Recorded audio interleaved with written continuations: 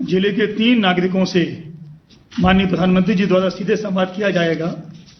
सर्वप्रथम मैं Sampurnanand sport stadium सिगदा में सुश्री प्रशांति सिंह, जो कि अंतर्राष्ट्रीय बास्केटबॉल की खिलाड़ी हैं तथा अर्जुन पुरस्कार एवं पद्मश्री से भी सम्मानित हैं, वो संवाद हेतु आमंत्रित करता हूँ। सुश्री प्रशांति सिंह। प्रशांति जी।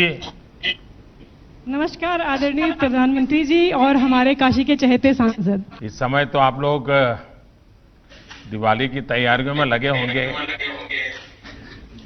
मैं पहले तो दिवाली की आप सबको बधाई देता हूं, शुभकामनाएं देता हूं। क्या बनारस में भी दिवाली का माहौल बन चुका है कि अभी भी आप लोग खेलकूद में ही व्यस्त हैं? खेलकूद में व्यस्त हम लोग दिवाली की मॉर्निंग तक ही रहते हैं, सुबह तक भी हम लोग खेलकूद में व्यस्त रहते हैं। वो हमारा काम है, वो कभी नहीं रुकता। और दिवाली की शाम भी हमारी ग्राउंड पे जरूर होती है। आधे घंटे के लिए सारे प्लेयर इकट्ठा होते हैं, ग्राउंड पे जरूर सेलिब्रेट करते हैं दिवाली। प्रशांति जी, आप तो बास्केटबॉल की अंतर्राष्ट्रीय खिलाड़ी रही हैं। कई बड़े अवार्ड जीत करके आपने बनारस का नाम भी बढ़ाया है। अभी बनारस के स्टेडियमों में खेलकूद चल रहा है कि कोरोना के कारण खाली है सारे? कौन से खेलों पर जरा ज्यादा बल दिया जा रहा है? क्या माहौल है खेलकूद? पहले बंद हुआ था, पर अभी जो रेगुलर प्रोटोकॉल है उसको ध्यान में रखते हुए एक्टिविटीज ऑन हो चुकी हैं।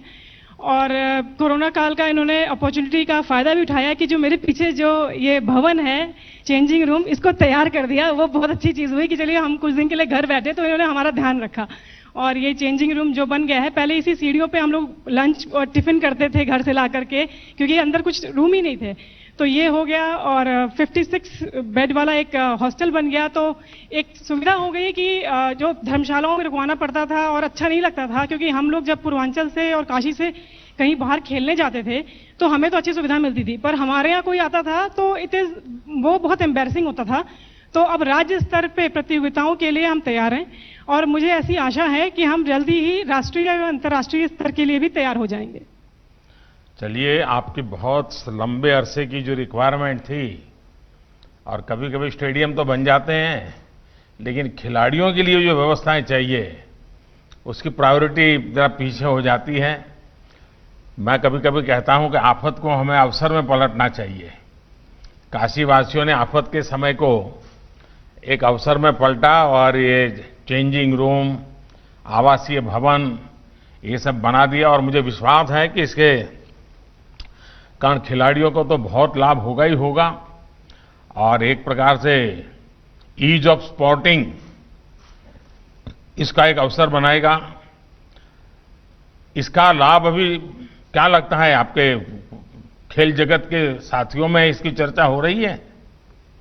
जी बिल्कुल चर्चा हो रही है। और एक ऐसा हम लोग एक ऐसी हम लोग की सोच है और ऐसा हम लोग सोच रहे हैं कि सारे देश में आपकी एक बड़ी परियोजना जो है कि खेलो इंडिया, उसके तहत जो NCOE खुल रही है, नेशनल सेंटर ऑफ एक्सीलेंस खुल रहे हैं। तो एक बनारस में भी जरूर खुल जाए, क्योंकि सारे देश में खुल रहा है तो काशी क्यों पीछे रहे भाई। तो हमारे पास भी एक खुल जाए तो बड़ा अच्छा हो जाएगा। तो हम अभी राज्य स्तर के लिए तैयार हो चुके हैं, तो हम राष्ट्रीय और अंतर्राष्ट्रीय लेवल के लिए भी तैयार हो जाएंगे, ऐसी मेरी आशा है और ऐसा मेरी आपसे एक रिक्वेस्ट भी है। चलिए, आपने मांग ही लिया। लेकिन अच्छा है, आपको स्पोर्ट्स की आवश्यकताएं सरकारी बाबू बैठ करके कोई योजना करे, उससे ज्यादा जब स्पोर्ट्स से जुड़े हुए खिलाड़ी, कोचेज ये जो सुझाव देते हैं, उससे जो चीजें बनती हैं वो सच्चे अर्थ में काम आती है। और आपने देखा होगा कि मैं लगातार खेल जगत से जुड़े लोगों से उनके अनुभव सुनता रहता हूं, उनकी जानकारियां लेता रहता हूं, और फिर उनको कहीं कहीं ढालने की कोशिश भी करता हूं। लेकिन आपने जो सुझाव दिया है उस पर जरूर शासन भी विचार करेगा, और खेल जगत में बनारस हर प्रकार से प्रगति करे। बनारस की युवा पीढ़ी के जहन के अंदर खेल, और जब खेल होता है, स्पोर्ट्स होता है, तो स्पोर्ट्समैन स्पिरिट भी होता है, और वो स्पिरिट जो है वो बहुत बड़ी ताकत होता है। चलिए प्रशांति जी, मेरी आपको बहुत शुभकामनाएं, और आने वाले त्योहारों की आपको, आपके परिवार को और खेल जगत के सभी साथियों को बहुत बहुत शुभकामनाएं। धन्यवाद। श्रीमती नीलिमा मेहता जो एक गृहिणी है और इन्हें मेहंदी लगाने नृत्य संगीत और डांडिया का शौक है को सम्मान हेतु अनुरोध करता हूं। जय काशी जी, मोदी कोतवाल। नीलिमा जी कैसी हैं आप? सर बहुत अच्छे। सर एक रिक्वेस्ट है आपसे, सर प्लीज मुझे नीलिमा मेहता जी मत कहिए, मुझे नीलिमा से ही बुलाइए। मुझे ऐसा है, मेरे संस्कार भी बने रहने चाहिए, मेरी आदत भी बनी रहनी चाहिए। काल भैरव की गलियों से आपके बड़ा साफ सुथरा तो दिख रहा है मुझे आज ये छोटी सी गली, लेकिन दिवाली की रौनक आई है नहीं आई है? सुनाई दे रहा है नीलामी जी? नीलिमा जी आपको सुनाई दे रहा है? शायद मुझे लगता है कि डिस्कनेक्ट हुआ है। चलिए कहीं और चलते हैं फिर आगे। अभी मैं चांदपुर महेशपुर इंडस्ट्रियल एरिया में श्री विपुल कुमार अग्रवाल जो वाराणसी के प्रतिष्ठित व्यवसायी हैं तथा कृषि संबंधी सामग्री का निर्माण करते हैं को सम्मान हेतु आमंत्रित करता हूं। विपिन जी नमस्ते। माननीय प्रधानमंत्री जी नमस्कार। मैं 153 इकाइयों की ओर से आपको सादर प्रणाम करता हूं। मैं औद्योगिक आस्थान चांदपुर वाराणसी से बोल रहा हूं। यहां पर 60 एकड़ में 153 यूनिट्स हैं। हमारी 10 यूनिट्स इस प्रकार की हैं जो कि पूरी तरह से एक्सपोर्ट ओरिएंटेड हैं। इनका प्रतिष्ठित यूनिट्स का देश विदेश में अपनी स्थापित यूनिट्स हैं और इस कारण बायर्स भी हमारे यहाँ आते हैं, परंतु हमारी उस समय स्थिति ऐसी हो जाती है, मोर जैसी हो जाती है कि वो सुंदरता बिखेरता है, प्रसन्नता व्यक्त करता है, परंतु जब वो पैर की ओर देखता है तो वो उदास हो जाता है। तो इस कारण जो हमारी सड़कों की स्थिति थी और हमारी एसोसिएशन के माध्यम से हम प्रशासन को और उस समय वर्तमान सरकारों को बताते थे, परंतु बहुत ध्यान नहीं दिया गया। इस कारण से सारी पूर्णता के बावजूद हम लोग अपने बायर्स को बुलाने में यहाँ पर डरते थे कि वो हमारी जो स्थिति है वहाँ से वाकिफ होंगे और फिर वो हमारे लिए उचित स्थिति नहीं रहेगी। परंतु जब वर्तमान सरकार आई, उनके संज्ञान में डाला गया, अधिकारियों ने सहयोग किया, तो 10 करोड़ 83 लाख रुपया हमें सैंक्शन हुए हैं और उसके साथ साथ ही कार्य भी शुरू हो गया है। मैं कार्यस्थल से ही भी बोल रहा हूं और अभी सड़क भी आप देख रहे होंगे कि सड़क पहले से टूटी फूटी थी, अब कार्य शुरू हो गया है। आपने औद्योगिक आसन चांदपुर के चारों तरफ, यहाँ मनवाडी रेलवे स्टेशन मात्र 1.5 किलोमीटर दूर है, जहां पर आपने नवीनीकरण कराया, प्रमुख रेल गाड़ियों को यहां से संचालन कराया और लहरतारा ओवर ब्रिज से लेकर के और चौका घाट तक, जो कि हमारे औद्योगिक आस्थान के लिए कई गाड़ियां ट्रक्स वगैरह नहीं आ पाते थे, वहां कराया। मनवाडी जो रेलवे स्टेशन ओवर ब्रिज पर जो कार्यक्रम हुआ है तो सुविधा और उद्यमियों को हो गई है। इस कारण हम उद्यमी आपको बहुत बहुत धन्यवाद देते हैं।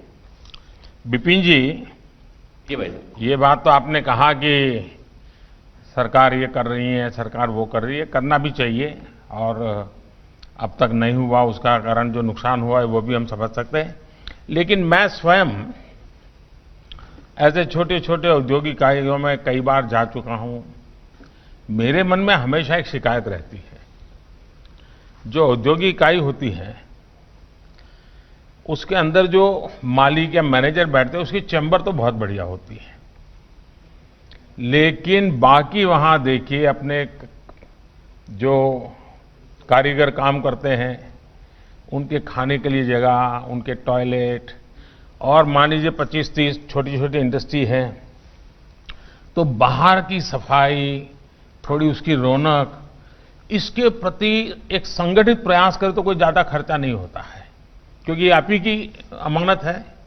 बाहर के लोग जब आते हैं, जब अंदर प्रवेश करते हैं और वो एनवायरनमेंट देखते हैं तो बड़ा ही मन को क्षोभ होता है।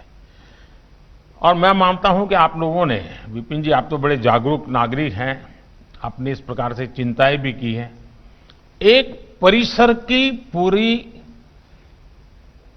यानी एक प्रकार का ऐसा एनवायरनमेंट, यानी आपके कारीगर को भी घर जाने का मन न करे, उसको लगे कि नहीं नहीं भाई 6 बज गए हैं जाना है, लेकिन ऐसा करो आधा पौना घंटा बैठते हैं, जरा यहाँ अच्छा माहौल है। ये स्थिति हमारी बनती नहीं है। ये मुझे लगता है कि ऐसे छोटे छोटे एसोसिएशन ने कुछ न कुछ सोचना चाहिए। देखिए, दिवाली और त्योहारों को लेकर जरा अब तो व्यापार उद्योग में भी लोगों का ध्यान गया होगा। कोरोना का भय भी काफी मात्रा में कम हुआ है। सजगता तो बनाए रखनी पड़ेगी, लेकिन क्या लॉकडाउन के बाद में कुछ सुधार की दिशा में क्या लग रहा है काशी में? पहले तो मैं स्वच्छता के विषय में बताता हूं कि औद्योगिक आस्थान सहकारी समिति लिमिटेड, जो कि उद्योग विभाग एवं उद्यमियों के सहयोग से बनी है और लगातार स्वच्छता पर ध्यान देती है। वृक्षारोपण हमारे यहाँ, मैं समझता हूँ नोएडा के बाद दूसरी स्थिति होगी जो कि जिस प्रकार का हमारे यहाँ वृक्षारोपण हुआ है कि यहाँ पर शांतिपूर्ण वातावरण रहता है। ये कमी जो थी वो आपके द्वारा पूरी हो रही है। कोरोना काल में भी हमें लॉक इन के पश्चात भी कई प्रकार की समय की प्रतिबद्धता थी, परंतु हमारी यूनिट्स चलने में स्थानीय प्रशासन ने बहुत सहयोग किया, हमें ऑनलाइन पास इशू किए, इस कारण से हमारे उद्योग चलते रहे। एक कठिनाई आ रही थी कि हमारा टर्नओवर, कैश फ्लो या लेन देन एक तरह से बिल्कुल समाप्त हो गया था, किसी के पास पैसा देने के लिए नहीं रह गया था। इस कारण से हमारे उद्योग प्रभावित हो रहे थे। हम कच्चा माल परचेज नहीं करने की स्थिति में थे, परंतु जब आपकी स्कीम सीसी लिमिट्स को बढ़ाने की आई तो उसने संजीवनी का कार्य किया और एक तरह से जो जाम पहिया था वो पहिया एक बार चालू हो गया। तो उसके बाद से अब स्थिति इस प्रकार की है कि हम सामान्य स्थिति में आ गए हैं और कार्यक्रम उसी प्रकार से अब चालू चल रहे हैं। अब कोरोना का कोई डर भय कुछ नहीं है, परंतु हम लोग मास्क और सैनिटाइजेशन जो भी आप हमें निर्देश दिए हैं उसका पूरा पालन करते हैं, क्योंकि हम आपको वाराणसी का अभिभावक मानते हैं। आप जैसा निर्देश देते हैं वैसा पालन करते हैं। आप लोगों ने, प्रदेश सरकार ने, राज्य सरकार ने, केंद्र सरकार ने उद्योगों के लिए, वाराणसी के लिए बहुत किया है। अब हमारी बारी है और हम कोशिश करेंगे कि आत्मनिर्भरता के लिए जो भी प्रोडक्ट्स हम लोग बना सकते हैं, विदेशों से की निर्भरता समाप्त करके दिवाली पर हम कम आकर्षक झालर इस्तेमाल करेंगे, परंतु विदेशी झालर को इस्तेमाल नहीं करेंगे। ऐसा काशी में 3-4 वर्षों से विभिन्न संगठनों के द्वारा प्रयास चल रहा है। इस बार और पुरजोर से ये कार्यक्रम चलेगा। निश्चित रूप से हम आत्मनिर्भरता की ओर आगे बढ़ेंगे। चलिए विपिन जी, आपकी बातें सुनकर के बहुत अच्छा लगा और मैं तो क्या अभिभावक हो सकता हूं। काशी का हर बेटा बेटी काशी के सच्चे अभिभावक है। आज काशी जो भी है काशी वासियों के कारण है। मेरा तो सौभाग्य है कि ऐसी एक पवित्र नगरी में आप लोगों के बीच कुछ न कुछ काम करने का अवसर मिला, कुछ सीखने का अवसर मिला। तो मैं तो काशी का एक प्रकार से जितना धन्यवाद करूं उतना कम है। फिर एक बार विपिन जी मैं आपका बहुत धन्यवाद करता हूं। क्या नीलिमा जी यहाँ फिर से कनेक्टिविटी हुई क्या? धन्यवाद, नमस्कार। हाँ बताइए नीलिमा जी। सर प्लीज नीलिमा जी कहते हैं। नीलिमा सर बताइए। मैं नीलिमा मेहता, वार्ड 85 काल भैरव की तरफ से आपको प्रणाम जय श्री कृष्णा करती हूँ। ये गली तो बड़ी साफ सुथरी आज दिख रही है, वो आज ही है कि हमेशा होती है? सर ये आपकी देन है। नहीं, मेरी क्या देर है जी। नहीं, ये मार्ग देखिए, साफ सुथरा तो नागरिकों की मदद के बिना संभव ही नहीं होता है। अगर ये साफ सुथरा दिख रहा है इतना, ऐसा लगता है वहीं बैठ करके खाना भी खा सकते हैं। इतना काशी की गली इतनी साफ सुथरी हो, ये देख करके इतना मन को आनंद हो रहा है जी, क्योंकि यही काशी के भविष्य के साथ जुड़ा हुआ विषय है।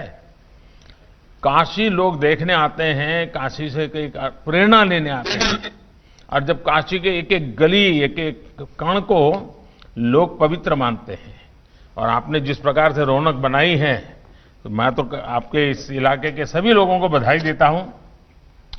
और दिवाली के कारण वहाँ तो अब तो जो मेरा एक प्रयास चला है रोशनी का, लाइट पहुँचाने का, क्या आपकी गलियों तक पहुँचा क्या? हाँ हाँ बिल्कुल बिल्कुल, ये स्मार्ट सिटी के अंतर्गत ही आया है। हाँ। ये इलेक्ट्रिक है, वाटर सप्लाई है, सीवर लाइन है, और ये चौके जो बिछे हैं वो, और पेंटिंग का काम, ये हाँ। सारे स्मार्ट सिटी के अंतर्गत शुरू हो चुके हैं। क्या और मेरी गली उसका तो- प्रभाव क्या है जब शाम को ये नई रोशनी वगैरह होती है तो क्या हाँ, प्रभाव है? शाम को लगता है कि एकदम मजा आ गया, मस्ती आ गई, ऐसा ऐसा फील होता है। हाँ। और जो पानी की बहुत समस्या थी, हाँ। स्पेशली कि मतलब जो गली है उसमें बहुत दिक्कत थी। हालांकि मेरे मोहल्ले में भी वो चीज थी, लेकिन ये स्मार्ट सिटी के अंतर्गत जो कार्य हुए हैं वो समझ लीजिए द बेस्ट, मजा आ गया। हम्म। पानी तो मतलब बहुत ही सुंदर, और ये सीवी लाइन जो बार बार हर टाइम चोक हो जाते थे, फिलिंग वो ऊपर आती थी, गंदगियां ऊपर आती थी, वो सबसे निजात मिला है। और ये जो चौके बिछे हैं वो, एक तो बनारस गलियों का शहर है, ठीक, फिर उसके बाद यहाँ चूहे, ये मतलब अपना काम पूरा करते हैं। तो ये जो चौके बिछे हुए हैं वे पूरे सिरमेंटेड होने के बाद इस पे चौके बिछे हैं, जो कि मतलब देखने में आप देख ही रहे हैं कि ये हो चुके हैं का, इतने सुंदर है। मन तो ऐसा करता है कि घर की गली के बाहर निकल के झाड़ू खुद लगा दे, ऐसा होता है। बहुत बढ़िया बताया आपने। चलिए, मेरी काशी वासियों के साथ आज मुझे बातचीत करने का मौका मिला, मुझे बहुत अच्छा लगा। बहुत बहुत धन्यवाद आप सबका। सर धन्यवाद मुझे भी कहना है कि आपके मार्गदर्शन से और ये प्रोजेक्ट पे जो टीम वर्क काम कर रही है, और मेरे सभासद के बहुत बहुत धन्यवाद, जिसकी वजह से मतलब एटलीस्ट वो मेरे मोहल्ले में आते थे तो मेरी परेशानी, मतलब मेरी पर्टिकुलर नहीं, मेरे मोहल्लों की जो लोगों की परेशानी थी एटलीस्ट वो सुनते थे, और उस पर 1 ही 2 दिन में वो तुरंत वर्क करते थे। इसलिए मैं काशी वासी की तरफ से, पूरे वार्ड 85 की तरफ से मैं आपको धन्यवाद और पूरी टीम को धन्यवाद करती हूँ। सबका बहुत बहुत धन्यवाद।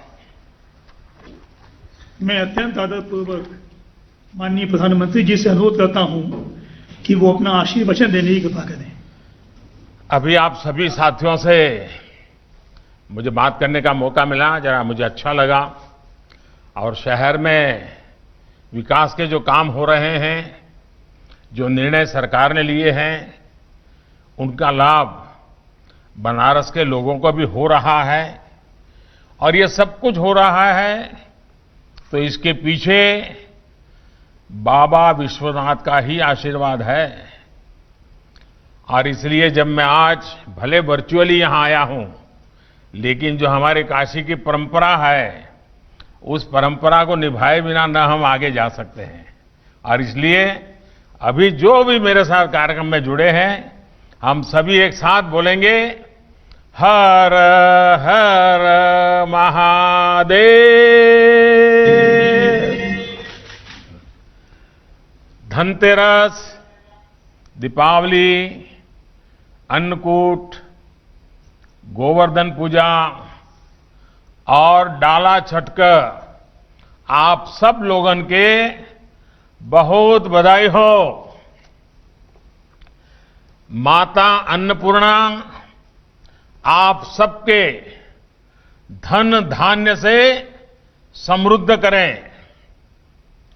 हमार कामना हो कि बाजारन में रौनक और बढ़े। मेरी काशी की गलियां गुलजार हो और बनारसी साड़ियों का कारोबार भी चमके।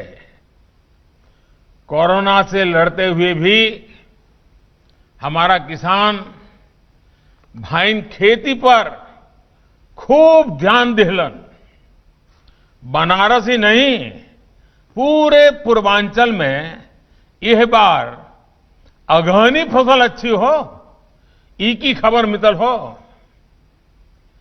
किसान का परिश्रम स्वतः के लिए नहीं, बल्कि पूरे देश के काम आवेला। आप अन्य देवता लोगन का बहुत अभिनंदन हो। कार्यक्रम में मेरे साथ जुड़े उत्तर प्रदेश के यशस्वी मुख्यमंत्री श्रीमान योगी आदित्यनाथ जी, उप मुख्यमंत्री श्री केशव प्रसाद मौर्य जी, यूपी सरकार के मंत्रीगण, विधायकगण, बनारस के सभी चुने हुए जनप्रतिनिधिगण, बनारस के मेरे प्यारे भाई और बहनों, महादेव के आशीर्वाद से काशी कभी थमती नहीं है। मां गंगा की तरह निरंतर आगे बढ़ती रहती है। कोरोना के कठिन काल में भी काशी अपने इसी स्वरूप में आगे बढ़ती रही। कोरोना के खिलाफ बनारस ने जिस जीवटता से लड़ाई लड़ी है, इस मुश्किल समय में जिस सामाजिक एकजुटता का परिचय दिया है, वो सचमुच में बहुत ही प्रशंसनीय है। अब आज इसी कड़ी में बनारस के विकास से जुड़े हजारों करोड़ रुपए की परियोजनाओं का लोकार्पण और शिलान्यास हो रहा है। वैसे ये भी महादेव का आशीर्वाद ही है। जब भी काशी के लिए कुछ नए कार्यों की शुरुआत होती है, पुराने कई संकल्प सिद्ध हो चुके होते हैं। यानी एक तरफ शिलान्यास तो दूसरी तरफ लोकार्पण। आज भी लगभग 220 करोड़ रुपए की 16 योजनाओं के लोकार्पण के साथ साथ करीब 400 करोड़ रुपए की 14 योजनाओं पर काम शुरू हुआ है। मैं सभी विकास कार्यों के लिए बनारस के लोगों को बहुत बधाई देता हूं। काशी में, उत्तर प्रदेश में बिना रुके, बिना थके चल रहे इन विकास कार्यों का श्रेय मुख्यमंत्री श्रीमान योगी आदित्यनाथ जी को और उनकी पूरी टीम को, मंत्रिपरिषद के सदस्यों को, चुने हुए जनप्रतिनिधियों को, सरकारी मशीनरी से साथ जुड़े हुए सभी मुलाजिम को, इन सबको इस सफलता के लिए पूरा का पूरा श्रेय जाता है। योगी जी और उनकी टीम को जन सेवा के इस एक निष्ठ प्रयासों के लिए बहुत बहुत बधाई और शुभकामनाएं। साथियों, बनारस में शहर व देहात के ई विकास योजना में पर्यटन भी हो, संस्कृति भी और सड़क, बिजली, पानी भी। हरदम प्रयास यही होला कि आपन काशी के हर शख्स के भावनाओं के अनुरूप ही विकास का पहिया आगे बढ़े। इसलिए ये विकास आज अपने आप में इस बात का उदाहरण है कि बनारस कैसे एक साथ हर क्षेत्र में, हर दिशा में तेजी से आगे बढ़ रहा है। मां गंगा की स्वच्छता से लेकर स्वास्थ्य सेवाओं तक, रोड और इंफ्रास्ट्रक्चर से लेकर पर्यटन तक, बिजली से लेकर युवाओं के लिए खेलकूद तक और किसान से लेकर गांव गरीब तक हर क्षेत्र में बनारस विकास की नई गति प्राप्त किए हुए है। आज गंगा एक्शन प्लान प्रोजेक्ट के तहत सीवेज ट्रीटमेंट प्लांट के रिनोवेशन का काम पूरा हो चुका है। साथ ही शाही नाला से अतिरिक्त सीवेज गंगा में गिरने से रोकने के लिए डायवर्जन लाइन का शिलान्यास भी कर दिया गया है। 35 करोड़ से अधिक की लागत से खिड़किया घाट को भी सजाया संवारा जा रहा है। यहां सीएनजी से नाव भी चलेगी, जिससे गंगा में प्रदूषण भी कम होगा। इसी तरह दशाश्वमेध घाट पर टूरिस्ट प्लाजा भी आने वाले दिनों में पर्यटकों की सुविधा और आकर्षण का केंद्र बनेगा। इससे घाट की सुंदरता भी बढ़ेगी, व्यवस्था भी बढ़ेगी। जो स्थानीय छोटे छोटे व्यापार हैं, ये प्लाजा बनने से उनकी भी सुविधा और ग्राहक बढ़ेंगे। साथियों, मां गंगा को लेकर ये प्रयास, ये प्रतिबद्धता काशी का संकल्प भी है और काशी के लिए नई संभावनाओं का रास्ता भी यही है। धीरे धीरे यहां के घाटों की तस्वीर बदल रही है। कोरोना का प्रभाव कम होने पर जब पर्यटकों की संख्या और बढ़ेगी, तो वो बनारस की और सुंदर छवि लेकर यहां से जाएंगे। गंगा घाटों की स्वच्छता और सुंदरीकरण के साथ साथ सारनाथ भी नए रंग रूप में निखर रहा है। आज जिस लाइट एंड साउंड प्रोग्राम का लोकार्पण किया गया है, उससे सारनाथ की भव्यता और अधिक बढ़ जाएगी। भाइयों और बहनों, काशी की एक बड़ी समस्या यहां लटकते हुए बिजली के तारों के जाल की रही है।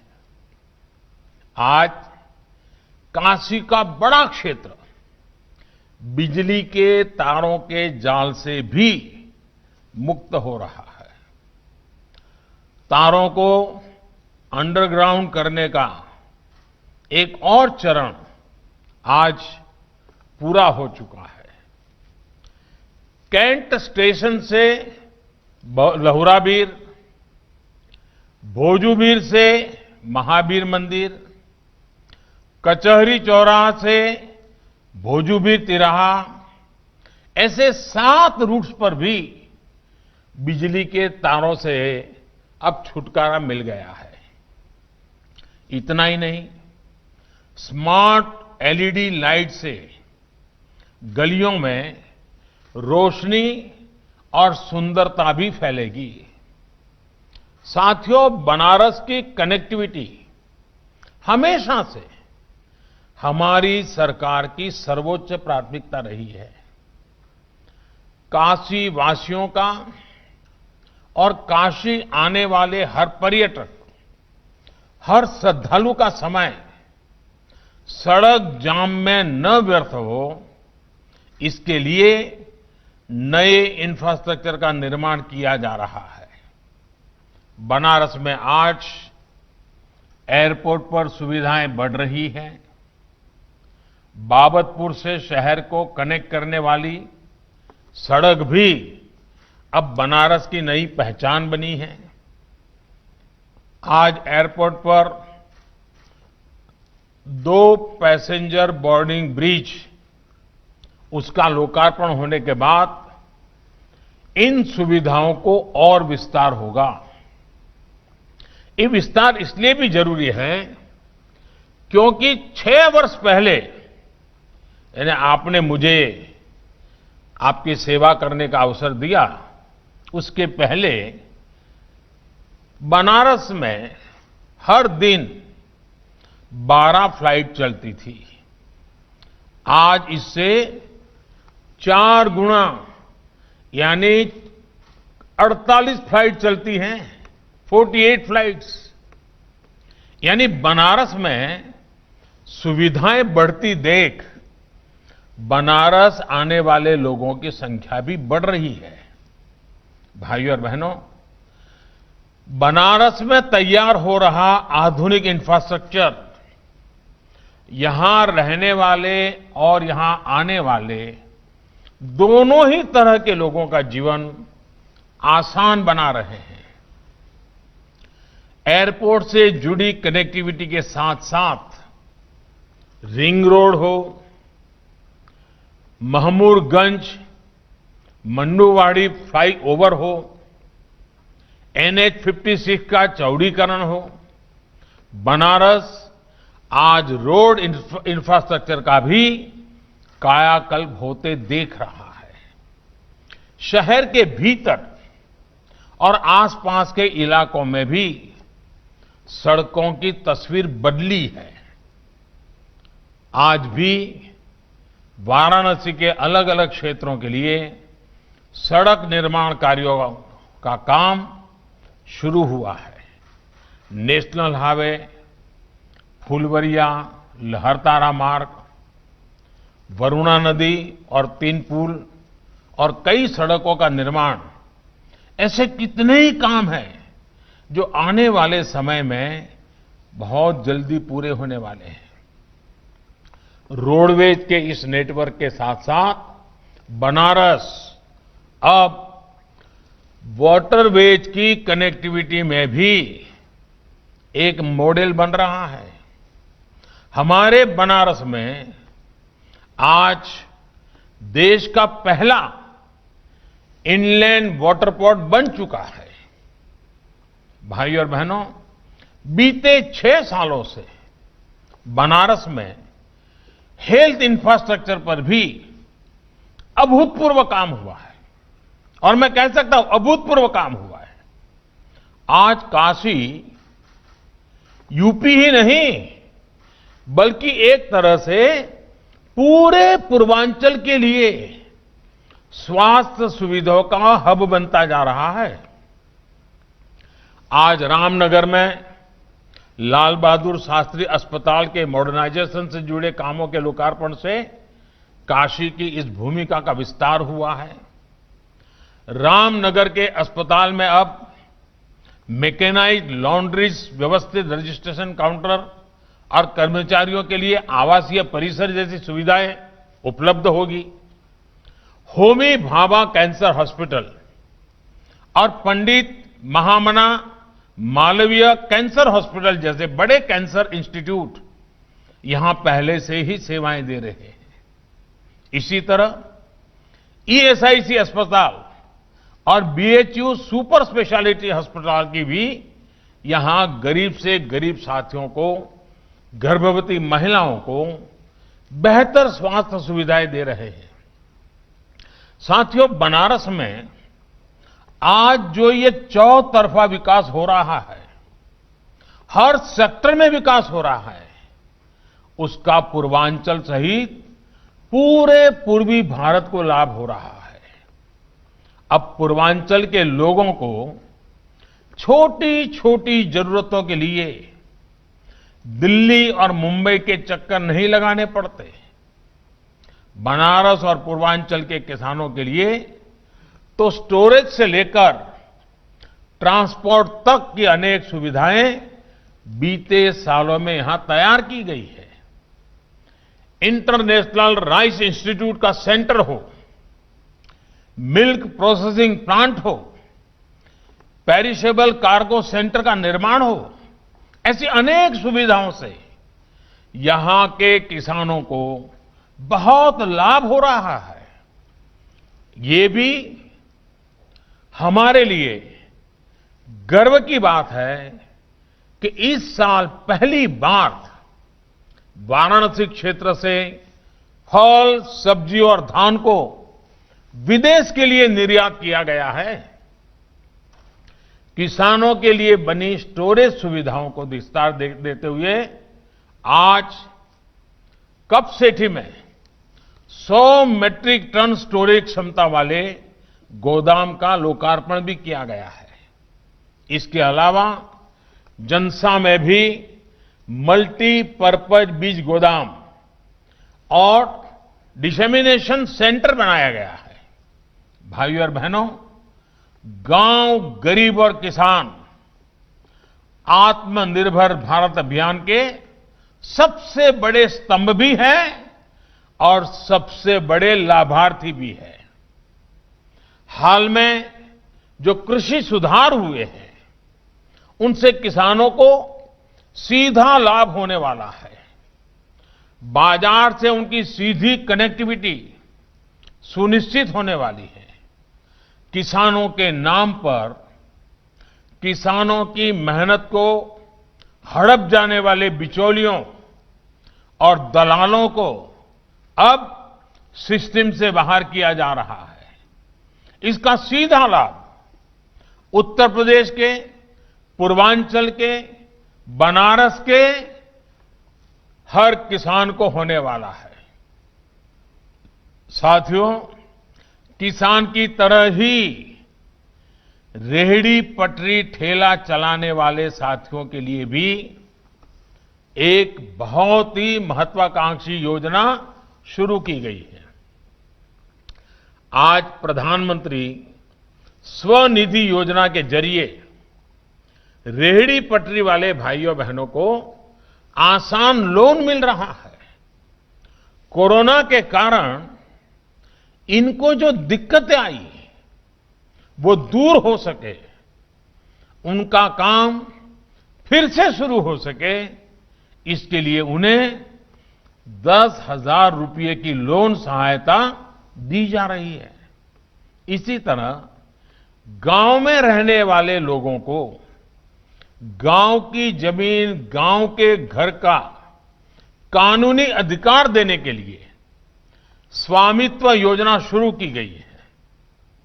गांवों में घर मकान को लेकर जो विवाद होते थे, कभी कभी तो मारकाट हो जाती थी, कभी अगर गांव से शादी ब्याह में गए वापस आते थे तो कोई और कब्जा कर लेता था। इन सारी समस्याओं से मुक्ति के लिए ये स्वामित्व योजना से,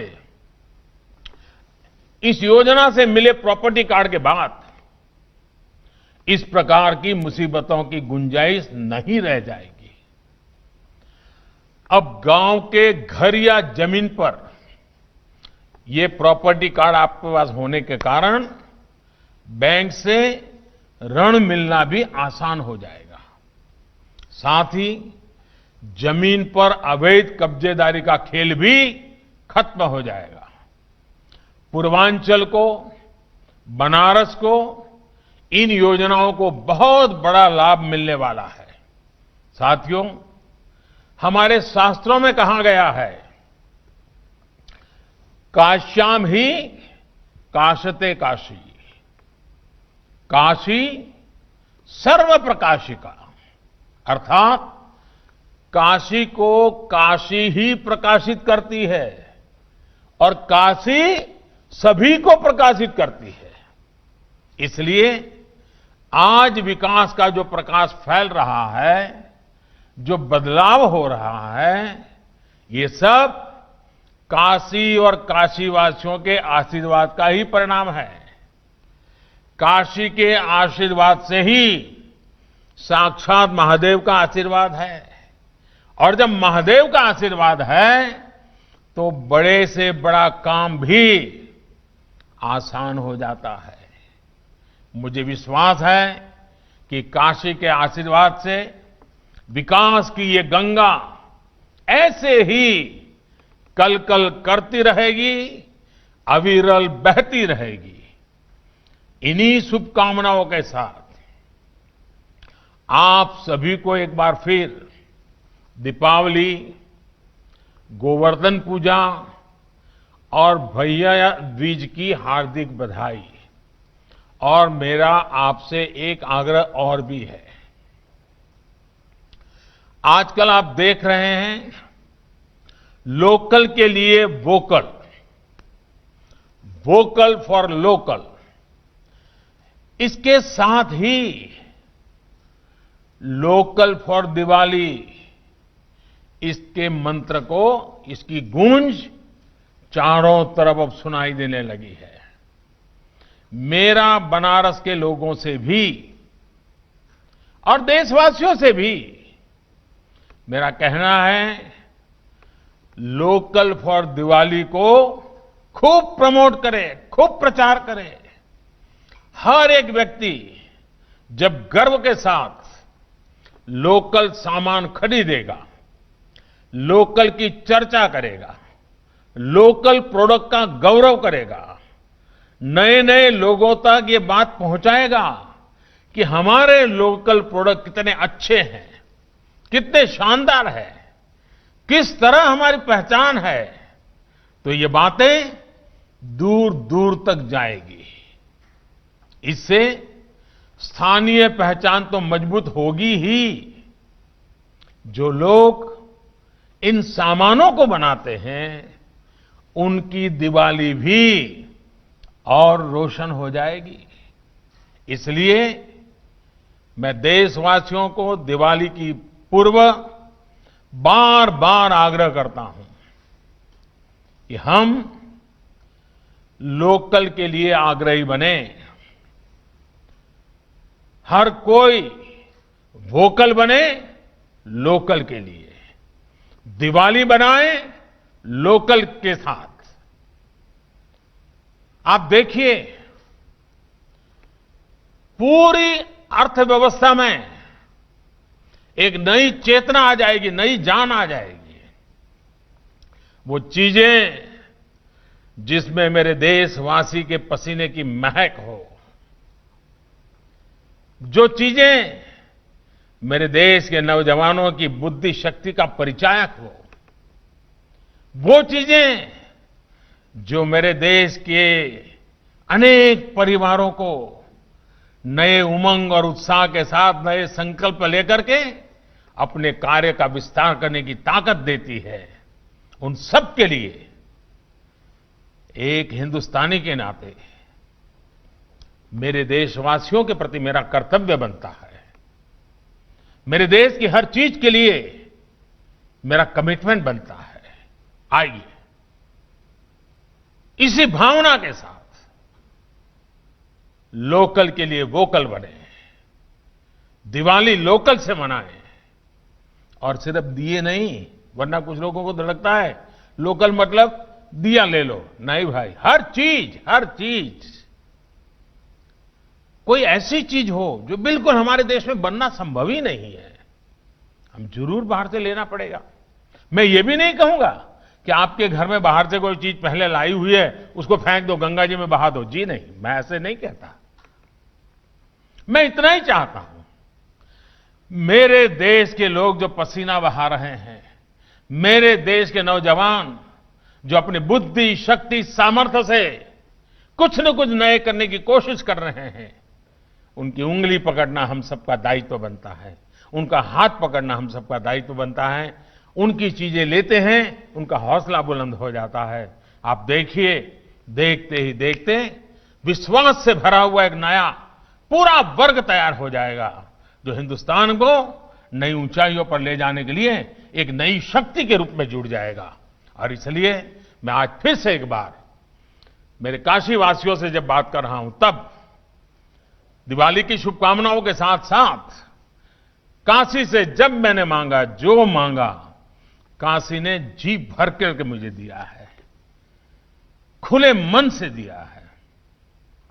लेकिन मैंने मेरे लिए न कभी मांगा है, न मुझे कुछ जरूरत रहे, ऐसा आपने कुछ बाकी ही नहीं रखा है। लेकिन मैं काशी के हर प्रोडक्ट के लिए, काशी में निर्माण होने वाली हर चीज के लिए गीत गाता हूं, गौरव करता हूं, घर घर बात पहुंचाने का प्रयास करता हूं। मेरे देश की हर चीज को ये मौका मिले, यही मेरा आग्रह है। फिर एक बार मैं काशीवासियों को नमन करते हुए, काशी विश्वनाथ जी के चरणों में सर झुकाते हुए, काल भैरव को नमन करते हुए, माता अन्नपूर्णा को प्रणाम करते हुए, आप सबको आने वाले सभी पर्वों की बहुत बहुत शुभकामनाएं देता हूं। बहुत बहुत धन्यवाद।